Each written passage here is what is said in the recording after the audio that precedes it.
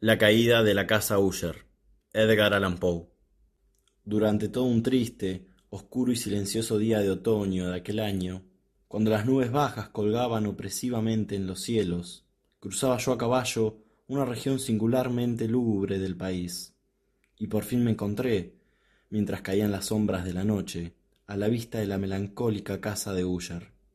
No sé cómo fue, pero a la primera contemplación del edificio, un sentimiento de insoportable tristeza invadió mi espíritu.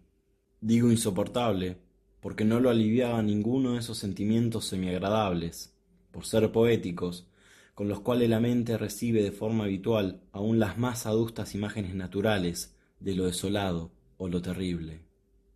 Contemplé la escena que tenía delante de mí, la casa misma, los simples rasgos del paisaje, los muros sombríos, las ventanas como ojos vacíos, unas escasas funcias fétidas, unos cuantos troncos de árboles marchitos, con una absoluta depresión de ánimo que no puedo comparar a ninguna sensación terrenal, salvo al sueño posterior de un fumador de opio, al amargo despertar de la vida cotidiana, la odiosa caída del velo. Existía un frío helado, un decaimiento, un malestar del corazón, una irredimible tristeza mental que ningún estímulo de la imaginación podía desviar hacia forma alguna lo sublime. ¿Qué era? Me detuve a pensar. ¿Qué era lo que tanto me desalentaba en la contemplación de la casa Usher? Era un misterio irresoluble. Tampoco podía abordar las tenebrosas fantasías que se agolpaban en mi mente mientras meditaba. Me vi obligado a recurrir a la conclusión insatisfactoria de que sin ninguna duda hay conjunto de objetos naturales muy simples que tienen el poder de afectarnos de esta forma, aunque el análisis de semejante poder se diluye en consideraciones demasiado profundas para nosotros. Era posible, reflexioné, que un arreglo diferente de los detalles de la escena, de los pormenores del cuadro, fuera suficiente para modificar, o tal vez para anular, su capacidad de crear una impresión penosa, y procediendo de acuerdo con esta idea, dirigí mi caballo al escapado borde de un negro y pavoroso lago que se extendía con un quieto brillo junto a la casa. Vi en sus profundidades, pero con un estremecimiento aún más penetrante que antes, las imágenes reconstruidas, invertidas, de las grises juncias, los troncos espectrales y las ventanas como ojos vacíos. En esta mansión de melancolía, sin embargo, me proponía pasar unas cuantas semanas. Su propietario, Roderick Usher, había sido uno de mis mejores compañeros de la niñez, pero habían transcurrido muchos años desde nuestro último encuentro. Sin embargo, una carta me había llegado a una parte remota del país, una carta suya, la cual, por su carácter de excesiva insistencia, no admitía otra respuesta que la presencia personal. La misiva denotaba señales de la agitación nerviosa del escritor. Habló de una enfermedad corporal grave, de un trastorno mental que le oprimía y de un intenso deseo de verme como su mejor y en realidad único amigo íntimo, con el propósito de conseguir, por la animación de mi compañía, algún alivio de su mal. Era la manera de expresar todo esto, y sobre todo, era la aparente sinceridad que acompañaba su petición lo que no permitía vacilar, y en consecuencia obedecí enseguida a lo que aún consideraba un requerimiento muy singular. Aunque de muchachos habíamos sido compañeros íntimos, en realidad poco sabía de mi amigo. Siempre había mostrado una reserva excesiva.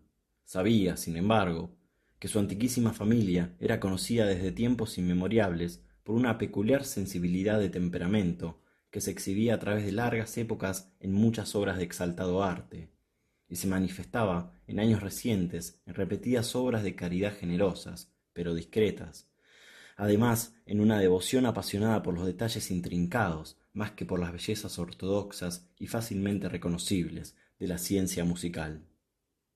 Conocí también el hecho, muy impresionante, de que la estirpe de los Usher, consagrada por el tiempo, nunca había producido en ninguna época una rama duradera.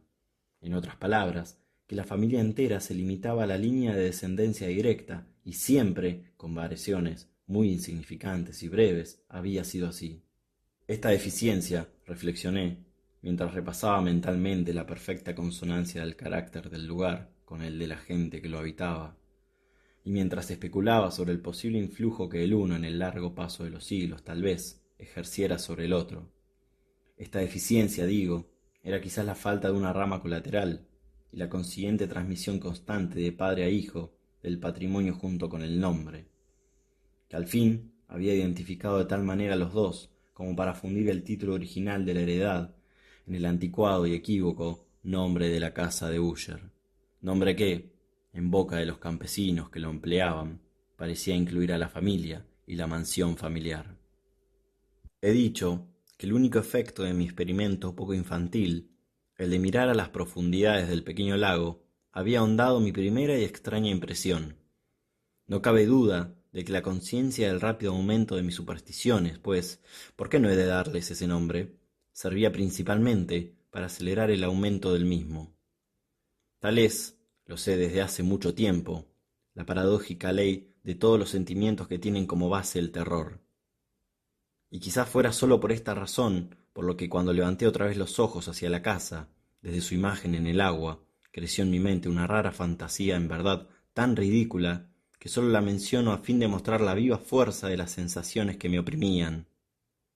Yo había excitado mi imaginación hasta tal punto que realmente creía que sobre toda la mansión y el terreno flotaba una atmósfera que no tenía afinidad alguna con el aire del cielo, sino que emanaba de los árboles marchitos, de los muros grises y del oscuro lago silencioso, un pestilente y místico vapor, opaco, estancado levemente perceptible de color plomizo. Sacudiendo de mi espíritu lo que debía de haber sido un sueño, examiné con más cuidado el verdadero aspecto del edificio. Su rasgo principal parecía ser su excesiva antigüedad. Grande era la decoloración obrada por el tiempo, diminutos hongos que se extendían por toda la fachada y colgaban en finas y enredadas tramas del alero. Pero todo esto, extraordinariamente, había afectado poco al estado de las ruinas. Ninguna parte de la mampostería había caído, y parecía haber una extraña incongruencia entre la aún perfecta adaptación de las partes y la condición ruinosa de las piedras individuales. En este aspecto, me recordaba mucho la engañosa integridad de viejos maderajes que se han podrido largos años en alguna cripta olvidada, donde no entra un soplo de aire externo. Aparte de estos indicios de amplia ruina, la estructura daba pocas señales de inestabilidad. Tal vez el ojo de un cuidadoso observador pudiera descubrir una fisura apenas perceptible, que se extendía desde el tejado de la casa a lo largo de la fachada y cruzaba en el muro en zigzag hasta perderse en las tenebrosas aguas del lago. Mientras observaba aquellas coas, cabalgué por una corta calzada elevada hasta llegar a la casa. Un criado de servicio tomó mi caballo y entré en la bóveda gótica del vestíbulo. Un criado de paso sigiloso me condujo desde allí por múltiples, oscuros e intrincados pasillos hacia el estudio de su amo.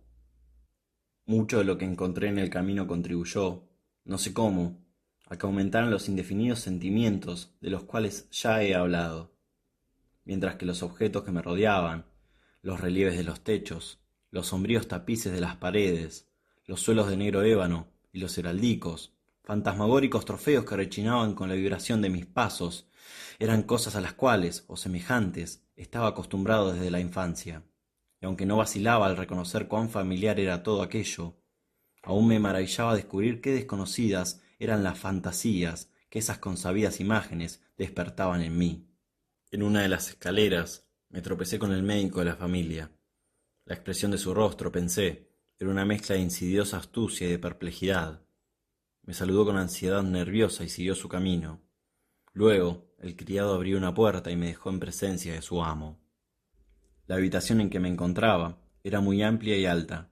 Las altas ventanas, estrechas y puntiagudas, quedaban a tanta distancia del suelo de negro roble que eran completamente inaccesibles desde el interior. Débiles rayos de luz teñida de carmesí atravesaban apenas los cristales enrejados y servían para distinguir suficientemente los objetos más destacados a mi alrededor. Los ojos, sin embargo, luchaban en vano para alcanzar los ángulos más remotos de la cámara o los huecos del techo abovedado y ornado con relieves. Oscuros tapices cubrían las paredes. El mobiliario era profundo, incómodo, anticuado y destartalado. Por todos lados había muchos libros e instrumentos musicales en desorden, pero no lograban prestar vitalidad a la escena. Sentía yo que respiraba una atmósfera de pena, un aire de rigurosa, honda e irremediable tristeza lo envolvía y lo penetraba todo. A mi llegada, Usher se levantó del sofá en el que había permanecido completamente estirado y me saludó con una calurosa vivacidad que tenía mucho, pensé al principio, de exagerada cordialidad, de un gran, constreñido esfuerzo. Sin embargo, una mirada a su rostro me convenció de su perfecta sinceridad. Nos sentamos y durante unos minutos, mientras él callaba, lo contemplé con un sentimiento en parte de lástima, en parte de pavorosa admiración. Sin duda, ningún hombre había cambiado jamás en tan breve tiempo, tan terriblemente como Roderick Usher. No sin dificultad, pude admitir la identidad del lánguido ser que tenía ante mí con la del compañero de mi niñez. Sin embargo, el carácter de su cara había sido siempre extraordinario, la tez cadavérica, los ojos grandes, líquidos y luminosos, más allá de cualquier comparación, los labios algo delgados y muy pálidos, pero de una curvatura insuperablemente hermosa, la nariz de delicado tipo hebreo, pero con aletas amplias, desconocidas en formas semejantes, el mentón de molde fino, revelando en su falta de prominencia una escasa energía moral, el pelo de una suavidad tenue como la tela de araña. Estos rasgos y una insólita expansión de las parietales componían un rostro que no era fácil de olvidar. Y ahora, en la mera exageración del predominante carácter de estas facciones y de la expresión que habitualmente comunicaban, se daba un cambio tan grande que yo dudé de la persona con quien estaba hablando. Y entonces, la espectral palidez de la piel y el milagroso brillo de los ojos, destacando sobre todo lo demás, me asombraron e incluso me infundieron un reverente temor. El fino pelo, además, había crecido descuidadamente y como su textura era de seda finísima, flotaba en vez de caer alrededor de la cara, y yo no podía relacionar, aun haciendo un esfuerzo, su apariencia de arabesco con idea alguna de simple humanidad. En las maneras de mi amigo me impresionó enseguida una incoherencia, una inconsistencia, que pronto descubrí surgían de una serie de debilidades e inútiles esfuerzos por sobreponerse a una habitual ansiedad, una excesiva agitación nerviosa. En realidad, ya estaba preparado para algo de esta naturaleza, no menos por su carta, que por el recuerdo de ciertos rasgos juveniles y por la conclusión que deduje de su peculiar conformación física y su temperamento. Su gesto era alternativamente vivaz y malhumorado. Su voz pasaba rápidamente una indecisión trémula, cuando la exuberancia vital parecía totalmente en suspenso, hasta esa clase de concisión enérgica, esa enunciación abrupta, ponderada, lenta y hueca, esa aspiración gradual, pesada, equilibrada y perfectamente modulada, que se puede observar en el borracho perdido o en el incorregible fumador de opio, en los periodos de la más intensa excitación. De esta forma, habló del objeto de mi vista, de su sincero deseo de verme y del consuelo que esperaba que yo le pudiera ofrecer. Habló con bastantes detalles de lo que concebía como la naturaleza de su propia enfermedad. Era, dijo, un mal familiar, para el cual desesperaba de hallar remedio, una simple afección nerviosa, añadió inmediatamente, que sin duda pasaría pronto. Se manifestaba el mal en una multitud de sensaciones anormales. Algunas de estas, tal y como las detalló, me interesaron y me confundieron, aunque quizás influyeran los términos que empleó y el estilo general del relato. Sufría él mucho de una agudeza morbosa de los sentidos. Sólo soportaba el alimento más insípido. Sólo podía vestir ropa de cierta textura. Los olores de todas las flores le resultaban opresivos. Aún la luz más débil torturaba sus ojos, y sólo había sonidos peculiares, y éstos de instrumentos de cuerda que no le inspiraban horror. Lo encontré esclavo de una anómala clase de terror. Moriré, dijo. Tengo que morir, de esta deplorable locura. Así, y no de otra manera. Me perderé. Temo los sucesos del futuro, no en sí mismos, sino en sus resultados. Tiemblo al pensar en cualquier incidente, incluso en el más trivial, que obrará sobre esta intolerable agitación de mi alma. En realidad, no aborrezco el peligro, salvo efecto absoluto, el terror. En este desalentado, este lamentable estado, creo que llegará el momento, tarde o temprano, en que tenga que abandonar la vida y la razón juntas. en alguna lucha con el siniestro fantasma, el miedo. Me percaté, además, a intervalos y a través de insinuaciones interrumpidas y equívocas, de otro extraño rasgo de su estado mental. Estaba dominado por ciertas impresiones supersticiosas relativas a la casa que ocupaba, y de donde, durante muchos años, no se había atrevido a salir, relativas a una influencia cuya fuerza supersticiosa fue descrita en términos demasiado ambiguos para repetirlos aquí. Una influencia que algunas peculiaridades en la simple forma y sustancia de su mansión familiar habían ejercido sobre su espíritu. Decía, a fuerza de tolerarlas largo tiempo, un efecto en que en el aspecto físico de los muros grises, las torrecillas y el oscuro lago en que éstos se miraban, había obrado por fin en la moral de su existencia. Admitía, no obstante, aunque no sin vacilar, que gran parte de la peculiar melancolía que le afectaba podía atribuirse a un origen más natural y mucho más palpable, a la grave y prolongada enfermedad, en realidad, a la evidencia de la cercana muerte de una hermana tiernamente amada, su única compañera durante muchos años, su último pariente en la tierra. Su fallecimiento, decía con una amargura que nunca podría olvidar, le dejaría a él indefenso y frágil, como último miembro de la antigua raza de los Usher. Mientras hablaba, Lady Madeleine, que así se llamaba, pasó lentamente por una remota parte de la gran habitación, y sin haber advertido mi presencia, desapareció. La miré con absoluto asombro, no desprovisto de miedo, y sin embargo, encuentro imposible explicar estos sentimientos. Una sensación de estupor me oprimía mientras mis ojos seguían los pasos que se alejaban. Cuando al fin una puerta se cerró tras ella, instintiva y ansiosamente mi mirada intentó buscar la cara del hermano, mas éste había hundido la cara entre las manos, y sólo pude percibir cómo una palidez mayor que la habitual se extendía sobre los dedos enflaquecidos, por entre los cuales cabían copiosas y apasionadas lágrimas. Hacía tiempo que la enfermedad de Lady Madeleine había desconcertado a sus médicos. Una constante apatía, una extenuación gradual de su persona y accesos frecuentes, aunque transitorios, de carácter parcialmente cataléptico, eran la insólita diagnosis. Hasta entonces, ella había resistido con firmeza a la opresión de su mal y se había negado a guardar cama, pero a la caída de la tarde de mi llegada a la casa se rindió, como su hermano me contó esa noche con inexplicable agitación, al aplastante poder de la fuerza destructora, y supe que la rápida visión que de su persona había tenido yo sería probablemente la última, porque nunca más volvería a ver a la dama, por lo menos con vida. Después, durante varios días, ni Usher ni yo mencionamos su nombre, y en ese tiempo estuve ocupado en serios intentos para aliviar la melancolía de mi amigo. Pintábamos y leíamos juntos, o yo escuchaba, como en un sueño, las extrañas improvisaciones de su conmovedora guitarra.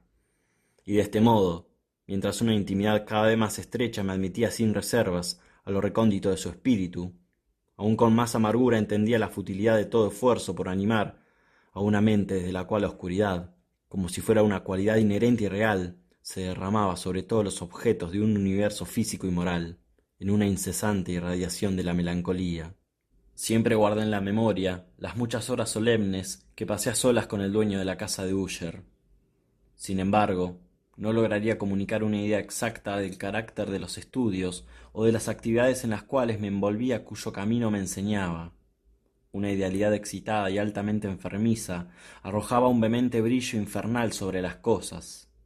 Sus largos, improvisados cantos fúnebres sonarán siempre en mis oídos. Entre otras cosas, conservo dolientemente en la memoria cierta rara perversión y amplificación de la extravagante melodía del último vals de von Geber, de las pinturas sobre las que rumiaba su esmerada fantasía, y que crecían con cada pincelada hacia una imprecisión que me estremecía con tanta más emoción cuanto que ignoraba por qué. De estas pinturas aún tengo sus imágenes vívidas ante mí. En vano podría extraer una pequeña parte que estuviera al alcance de las meras palabras escritas. Con la absoluta sencillez, con la desnudez de sus diseños, él atraía y hasta intimaba la atención. Si jamás mortal alguno pintó una idea, ese mortal fue Roderick Usher. Para mí, por lo menos, en las circunstancias que me rodeaban entonces, surgía de las puras abstracciones que el hipocondríaco lograba plasmar en el lienzo una intensidad de intolerable temor reverente, del cual jamás he sentido ni una sombra al contemplar incluso las ensoñaciones, ciertamente brillantes, pero demasiado concretas, de Fuseli. Una de las fantasmagóricas concepciones de mi amigo, que compartía con menos rigor el espíritu de la abstracción, puede ser esbozada, aunque débilmente en palabras. Era un pequeño cuadro que representaba el interior de una cripta o un túnel inmensamente largo, con paredes bajas, lisas, blancas y sin interrupción ni decorado. Ciertos toques accesorios del diseño servían bien para comunicar la idea de que esta excavación se hallaba a una excesiva profundidad bajo la superficie de la tierra. No se veía salida alguna en toda la vasta extensión. Tampoco se percibía ninguna antorcha, ni otra fuente artificial de luz. Sin embargo, una ola de intensos rayos se extendía por el espacio y bañaba el conjunto en un resplandor espectral e inesperado. Acabo de mencionar esa morbosa condición del nervio auditivo, que hacía intolerable a la víctima toda música con excepción de ciertos efectos de instrumento de cuerda. Tal vez fueron los estrechos límites en los que se confinaba con la guitarra los que dieron origen en gran medida al carácter fantástico de sus realizaciones, pero así nos explica la fervorosa facilidad de sus propias improvisaciones. Debían de ser, y lo eran, tanto las notas como las palabras de sus extravagantes fantasías, pues con frecuencia se acompañaba con improvisaciones verbales rimadas. Debían de ser el resultado de ese intenso recogimiento y concentración mental a los cuales he hecho referencia como notables solo en ciertos momentos de la más elevada y artificial excitación.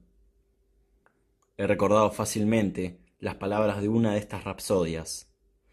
Quizás me impresionó con más fuerza mientras la tocaba, porque en la corriente oculta o mística de su sentido creía percibir por primera vez una plena conciencia por parte de Usher de que su elevada razón vacilaba sobre su trono. Los versos, con el título El Palacio Encantado, decían casi, si no exactamente así. En el más verde de nuestros valles, donde habitan buenos ángeles, una vez un bello y sublime palacio, palacio radiante se alzaba. Dominio del monarca pensamiento allí se encontraba. Jamás Serafín extendió sus alas sobre sitio tan hermoso. Banderas amarillas, gloriosas, doradas, sobre el tejado ondeaban, flotaban. Todo esto, fue en los viejos, los antiguos tiempos, y cada suave aire que jugaba, en aquel dulce día, por las almenas emplumadas, pálidas, alada fragancia esparcía. Los peregrinos en ese valle feliz, por dos luminosas ventanas veían, a espíritus danzando al suave son del laúd, de tonos profundos, en torno al trono, donde roca profídica. En pompa de su gloria merecida, sentábase el señor del reino. Y llena de rubíes y de perlas, la puerta del palacio brillaba, por donde entraban flotando, para siempre centelleando, una tropa de ecos cuya dulce tarea era sólo cantar, alabar, con voces de sublime belleza, el genio y el ingenio del rey. Más cosas malignas, vestidas de pena, asaltaron el dominio del rey. ¡Ay! ¡Lamentos! Ninguna alba le verá jamás, desolado, y en torno al palacio la gloria que antaño florecía. Es sólo un cuento de oscura memoria, sepulto en antiguos tiempos. Los viajeros que ahora en ese valle, por ventanas de roja luz, ven fantásticas y vastas formas que se mueven, con melodías discordes. Mientras, cual rápido río espectral, por la pálida puerta siempre, horrenda tropa se lanza y ríe, pero ya la sonrisa no existe. Recuerdo bien qué sugerencias nacidas de esta balada nos llevaron a una serie de pensamientos, entre los que se hizo notar una opinión de Usher que mencionó, no tanto por su novedad, pues otros hombres han pensado así, como por la forma pertinaz en que la mantenía.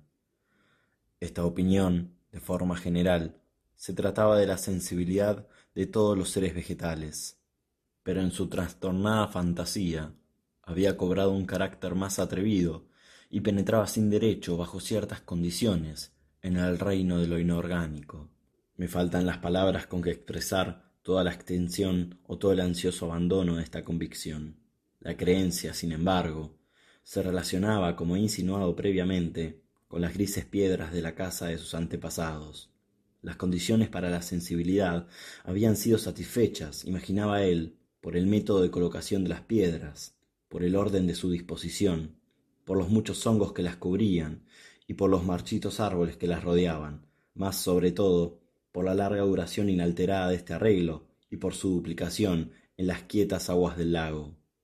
La evidencia de tal sensibilidad, podía verse, dijo y me sobresalté al escucharle, en la lenta pero segura condensación de una atmósfera propia en torno a las aguas y los muros. El resultado podía descubrirse, añadió, en aquella influencia, silenciosa pero insistente y terrible, que durante siglos había moldeado los destinos de su familia, haciéndole a él tal y como ahora yo lo veía. Semejantes opiniones no precisan comentario, y no haré ninguno. Nuestros libros, los libros que durante años habían formado una no pequeña parte de la existencia mental del inválido, estaban, como podrá suponerse, en estricta armonía con este carácter fantasmal. Uller encontraba su principal placer en la lectura de un curioso y sumamente raro libro gótico, el cual era el manual de una iglesia abandonada. No podía dejar de pensar en los extraños rituales de esta obra y en su probable influencia sobre el hipocondríaco, cuando una tarde, después de informarse bruscamente de que Lady Madeleine ya no vivía, declaró su intención de preservar su cadáver durante 15 días, antes de su definitivo entierro, en una de las numerosas criptas situada intramuros de la mansión. No negaré que, cuando recordé el siniestro rostro de la persona a quien había encontrado en la escalera el día de mi llegada a la casa, no tuve deseos de oponerme a lo que consideré una precaución quizás inofensiva y en manera alguna inhumana. A petición de Uller, le ayudé personalmente en los preparativos de la sepultura temporal. Puesto ya el cadáver en el ataúd, los dos solos lo trasladamos a su lugar de descanso. La cripta en la que lo depositamos, y que llevaba tanto tiempo sin abrir, que nuestras antorchas, casi apagadas por la opresiva atmósfera, nos dieron poca oportunidad de investigar, era pequeña, húmeda y totalmente imposible de ser iluminada. Yacía a gran profundidad, justamente debajo de esa parte de la casa donde se hallaba mi propio dormitorio. La habían empleado, al parecer, en feudales y remotos tiempos, con el propósito de que hiciera de mazmorra, y en días más recientes, como almacén de pólvora o de alguna otra sustancia altamente combustible, porque una parte del suelo y todo el interior de un largo pasillo abovedado, por donde pasamos al llegar hasta allí, estaban cuidadosamente revestidos de cobre. La puerta de hierro macizo también estaba protegida de ese metal. Su enorme peso, al moverse sobre los goznes, produjo un insólito y agudo sonido chirriante. Después de dejar nuestra fúnebre carga sobre caballetes en aquel lugar de horror, retiramos a un lado, parcialmente, la tapa aún suelta del ataúd y contemplamos la cara de la muerta. Un asombroso parecido entre el hermano y la hermana me llamó la atención ahora por primera vez, y Uller, adivinando tal vez mis pensamientos, murmuró unas pocas palabras por las cuales entendí que la difunta y él habían sido gemelos, y que simpatías de una naturaleza apenas inteligible siempre existieron entre ellos. Sin embargo, nuestras miradas no descansaron mucho en la muerta, porque no podíamos contemplarla sin temor. La enfermedad que la llevara a la tumba en la fuerza de su juventud había dejado, como es corriente en todos los males de carácter estrictamente cataléptico, la burla de un leve rubor en el pecho y en la cara, y esa sonrisa sospechosamente prolongada en los labios, que es tan terrible en la muerte. Volvimos la tapa a su sitio, la atornillamos, y cerrando bien la puerta de hierro regresamos fatigosamente hacia los apartamentos, apenas algo menos lúgubres, de la parte superior de la casa. Y entonces, transcurridos unos días de amarga pena, un notable cambio se produjo en las características del trastorno mental de mi amigo. Su porte normal había desaparecido. Descuidaba u olvidaba sus ocupaciones comunes. Vagaba de habitación en habitación con pasos apresurados, desiguales y sin rumbo. La palidez de su rostro se había transformado, si fuera posible, en un color aún más espectral, mientras la luminosidad de sus ojos se había apagado por completo. El timbre, a veces ronco de su voz, ya no se oía, y un tono trémulo, como de extremo terror, acompañaba sus palabras de forma habitual. Hubo momentos, en realidad, en que pensé que su mente siempre agitada Estaba siendo víctima de algún secreto opresivo. Me aterraba que me contagiase. Sentía que se insinuaba en mí, a pasos lentos, pero seguros, las indomables influencias de sus propias supersticiones fantásticas e impresionantes. Al retirarme tarde a la cama, la noche del 7º u 8º día después de depositar a Lady Madeleine en la cripta, experimenté de modo especial y con plena fuerza el poder de estos sentimientos. El sueño no se acercaba a mi lecho, mientras las horas pasaban tediosamente. Luchaba para vencer con la razón de la nerviosidad que me dominaba. Intenté creer que mucho, si no todo lo que sentía era debido a la desconcertante influencia de los lúgubres muebles del cuarto, de los oscuros y andrajosos tapices que, torturados al ser removidos por el aire de una tempestad creciente, oscilaban de un lado a otro sobre las paredes y susurraban cerca de los adornos de la cama. Pero mis esfuerzos resultaron inútiles. Un temblor incontenible invadía gradualmente mi cuerpo, y al fin quedó sobre mi propio corazón un incubo de alarma absolutamente inmotivada. Traté de sacudírmelo, luchando, jadeante, me incorporé sobre las almohadas y miré fijamente a la intensa oscuridad de la habitación. Escuché, no sé por qué, salvo que en un espíritu instintivo me impulsara, ciertos sonidos bajos, indefinidos, que llegaban en las pausas de la tormenta, a largos intervalos, no sé de dónde. Vencido por un intenso sentimiento de horror, inexplicable, pero insoportable, me vestí deprisa. Sabía que no dormiría más en esa noche, y traté de recobrarme del lamentable estado en que me había caído, paseando rápidamente de un lado al otro de la habitación. Había dado así solo unas pocas vueltas, cuando un leve paso en la escalera adyacente me llamó la atención. Al rato reconocí que era el paso de Usher. Un instante después llamó con un toque suave a mi puerta y entró con una lámpara. Su cara, como de costumbre, tenía una palidez cadavérica. Además, había una especie de loca alegría en sus ojos, una histeria, evidentemente reprimida, en su total expresión. Su aire me pasmaba, pero cualquier cosa era preferible a la soledad que había soportado tanto tiempo, y hasta agradecí su presencia como un alivio. —¿Pero no lo has visto? —dijo abruptamente, después de mirar unos momentos a su alrededor en silencio. —¿Entonces no lo has visto? Pero espera, lo verás. Diciendo esto, y protegiendo cuidadosamente la lámpara, se acercó deprisa a una de las ventanas y la abrió de par en par a la tormenta. La furia impetuosa de la ráfaga que penetró casi logró levantarnos del suelo. Era en verdad una noche tormentosa, pero de una severa hermosura, extrañamente singular en su terror y en su belleza. Al parecer, un torbellino cobraba su fuerza en nuestra vecindad, pues había frecuentes y violentos cambios en la dirección del viento, y la excesiva densidad de las nubes, tan bajas que pesaban sobre las torres de la casa, no nos impedía ver la viva velocidad con que, alocadamente, volaban desde todas partes y chocaban entre sí, sin desaparecer en la distancia. Digo que incluso su excesiva densidad no nos impedía ver esto. Sin embargo, no podíamos vislumbrar la luna ni las estrellas, ni se veía el brillo de los relámpagos. Pero las superficies inferiores de las enormes masas de agitado vapor y todos los objetos terrestres en torno a nosotros brillaban en una luz anormal de una gaseosa exhalación claramente visible y luminosa que rodeaba la casa y la amortajaba. —No debes mirarlo, no lo mires —dije a Usher, estremeciéndome mientras le apartaba con suave violencia de la ventana para llevarlo a una silla. Estas apariencias, que te confunden, no son más que fenómenos eléctricos bastante comunes. Puede ser que tenga su espectral origen en la emanación corrupta del lago. Vamos a cerrar esta ventana. El aire es frío y peligroso para tu salud. Aquí tenemos una de tus novelas predilectas. Yo la leeré y tú escucharás, y así pasaremos juntos esta noche terrible. El antiguo volumen que había tomado era Mad Trist, de Sir Lancelot Canning, pero lo había llamado un libro predilecto de Usher, más por triste broma que en serio, porque en realidad hay poco en su verbosidad inculta y falta de imaginación que pudiera interesar a la idealidad elevada y espiritual de mi amigo.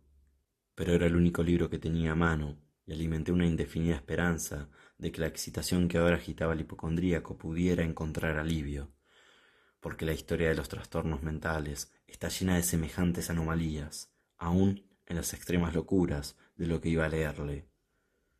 de haber juzgado, en realidad, por la actitud exageradamente tensa y vivaz con que escuchaba o parecía escuchar las palabras del relato, bien pudiera haberme felicitado por el éxito de mi idea. Había llegado a esa parte bien conocida de la historia, cuando Ethelred, el héroe de Trist, al haber buscado en vano una pacífica entrada en la casa del ermitaño, procede a entrar por la fuerza. Ahí, como se recordará, las palabras de la narración son las siguientes. Ethelred, que por naturaleza tenía un corazón valiente, y quien entonces se sentía fortalecido gracias al poder del vino que había bebido, ya no aguardó el momento de parlamentar con el ermitaño, hombre en verdad, de carácter obstinado y malicioso, sino que sintiendo la lluvia en los hombros y temiendo el aumento de la tempestad, asó en el instante su maza y a fuertes golpes abrió un hueco en las tablas de la puerta por donde meter su mano enguantada. Y luego, tirando con tenacidad, rompió, rajó y lo destrozó todo en pedazos de tal forma que el ruido de la madera seca y hueca retumbó en la selva y la llenó de alarma. Al terminar esta frase, me sobresalté y me detuve un momento, porque me parecía, aunque enseguida concluí que mi excitada imaginación me engañaba, me parecía, digo, que de algún lugar muy alejado de la mansión llegaba oscuramente a mis oídos lo que podía ser, por su exacta semejanza, el eco, pero ahogado y confuso por cierto, del mismo ruido de rajar y destrozar que Sir Lancelot había descrito con tanto detalle. Fue sin duda alguna sólo la coincidencia lo que me había llamado la atención, porque entre el batir de los marcos de las ventanas y los mezclados ruidos normales de la tormenta que aún crecían, el sonido en sí no ofrecía nada que me interesara ni me molestara. Seguí leyendo la historia. Pero el buen campeón Ethelred, entrando ahora por la puerta, quedó sumamente enojado y asombrado al no percibir las señales del malicioso ermitaño, y al ver en su lugar un prodigioso dragón de aspecto escamoso, con lengua de fuego, sentado en guardia delante de un palacio de oro con suelo de plata, y del muro colgaba un escudo de reluciente bronce con esta leyenda: quien entre aquí, conquistador será; quien mate al dragón, el escudo ganará. Y Ethelred alzó la maza y golpeó la cabeza del dragón, que cayó a sus pies y lanzó su pestilente aliento, con un alarido tan horrible y áspero, y a la vez tan penetrante, que Ethelred se vio obligado a taparse los oídos con las manos ante el horrendo ruido, tal como jamás hasta entonces se había escuchado nunca. Otra vez me detuve bruscamente y ahora con un sentimiento de extrañísimo asombro, porque no cabía ninguna duda de que en esta ocasión había oído de verdad, aunque de qué dirección procedía me fue imposible decirlo. Un grito, un crujido de lo más insólito, bajo, aparentemente lejano, pero áspero y prolongado, la exacta réplica de lo que mi imaginación ya había evocado como el inhumano alarido del dragón, tal cual fuera descrito por el novelista. Oprimido, como sin duda lo estaba, al ocurrir la segunda coincidencia tan extraordinaria por mil sensaciones contradictorias, en las cuales predominaba la maravilla y el terror extremo, aún conservé la suficiente presencia de ánimo para no excitar de ninguna manera la sensible nerviosidad de mi compañero. En absoluto estaba seguro de que él hubiera advertido tales sonidos, aunque sin duda un extraño cambio se había producido en los últimos momentos en su actitud. Desde una posición frente a mí, poco a poco había ido girando su silla, de modo que ahora estaba sentado mirando hacia la puerta de la habitación, y así solo en parte podía ver yo sus facciones, aunque noté que le temblaban los labios, como si murmuraba inaudiblemente. Tenía la cabeza doblada sobre el pecho, sin embargo, supe que no estaba dormido por los ojos muy abiertos y fijos que noté al echarle una mirada de perfil. El movimiento de su cuerpo, además, desmentía la idea, porque se mecía de un lado a otro con un balanceo suave pero continuo y uniforme. Tras haber notado rápidamente todo esto, reanudé la lectura del relato de Sir Lancelot, que seguía así. Y entonces el campeón, después de escapar de la terrible furia del dragón, pensando en el escudo de bronce y en deshacer el encantamiento, apartó el cadáver de su camino y pisando valerosamente el pavimento de plata del castillo, se acercó a donde colgaba de la pared el escudo, el cual en verdad no aguardó su llegada, sino que cayó a sus pies sobre el suelo de plata con grandísimo y terrible fragor. Apenas había pronunciado estas sílabas, como si en ese momento un escudo de bronce hubiera caído en realidad sobre un suelo de plata. Percibí un eco claro, hueco, metálico y retumbante, aunque aparentemente sofocado. Perdiendo los nervios por completo, me puse de pie en un salto, pero el movimiento del balanceo rítmico de Usher seguía sin cesar. Corrí apresuradamente hasta la silla en que estaba sentado. Sus ojos miraban fijamente hacia adelante y por toda su cara se extendía una rigidez pétrea. No obstante, cuando posé mi mano sobre su hombro, un fuerte estremecimiento recorrió toda su persona. Una sonrisa infeliz temblaba en sus labios, y vi que hablaba con un murmullo bajo, rápido e incoherente, como si fuera inconsciente de mi presencia. Inclinándome sobre él, muy cerca, por fin, bebí el odioso significado de sus palabras. ¿Que no lo oigo? Sí, lo oigo, y lo he oído. Mucho, mucho. Mucho tiempo, muchos minutos, muchas horas, muchos días lo he oído, pero no me atrevía. Oh, ten lástima de mí, miserable desgraciado que soy. No me atrevía. No dije que mis sentidos son agudos. Ahora te digo que oí sus primeros débiles movimientos en el ataúd hueco. Lo oí hace muchos días, pero no me atrevía. No me atrevía a hablar. Y ahora, esta noche, la puerta rota del ermitaño, el grito de muerte del dragón y el estruendo del escudo. Di más bien, el ruido de su ataúd al rajarse, el crujir del hierro de su cárcel y sus luchas dentro del pasillo de cobre de la cripta. ¡Oh! ¿Dónde me esconderé? ¿No estará pronto aquí? ¿No se apresura a reprocharme mis prisas? No he oído su paso en la escalera. No distingo ese pesado y horrible latir de su corazón. ¡Insensato! Ahora se puso de pie furiosamente y gritó las palabras, como si en el esfuerzo entregara el alma. ¡Insensato! Te digo que ahora está en la puerta. Como si en la energía sobrehumana de su voz se encontrara el poder del hechizo. Los enormes y antiguos tableros que Usher señalaba abrieron lentamente, al instante, sus pesadas mandíbulas de ébano. Fue obra de la ráfaga veloz, pero entonces en la puerta se vio la alta y amortajada figura de Lady Madeleine de Usher. Había sangre en sus blancas vestiduras y huellas de una amarga lucha en cada parte de su demacrado cuerpo. Durante un momento quedó ella temblando, tambaleándose en el umbral. Luego, con un bajo lamento, se volcó pesadamente hacia adentro sobre el cuerpo de su hermano, y en su violenta agonía finalmente le arrastró al suelo, ya muerto, víctima de los terrores que había anticipado. Huí horrorizado de aquella cámara, de aquella mansión. La tormenta seguía con toda su furia cuando me encontré cruzando la vieja calzada. De repente corrió por la senda una extraña luz y me volví para ver de dónde podía salir tan increíble brillo, pues la enorme casa y sus sombras quedaban solas detrás de mí. El resplandor venía de la luna que se ponía, roja como la sangre, y que brillaba vivamente a través de aquella grieta, antes apenas perceptible, como he descrito, que se extendía en zigzag desde el tejado de la casa hasta su base. Mientras miraba, la fisura iba ensanchándose, abriéndose rápidamente. Sopló una ráfaga feroz del torbellino. El globo entero de la luna estalló entonces ante mis ojos. Mi cabeza daba vueltas al ver desplomarse los poderosos muros. Hubo un largo y tumultuoso clamor, como la voz de 1000 aguas, y a mis pies el profundo y corrompido lago se cerró, sombrío y silencioso, sobre los restos de la casa de Usher. La caída de la casa Usher. Edgar Allan Poe.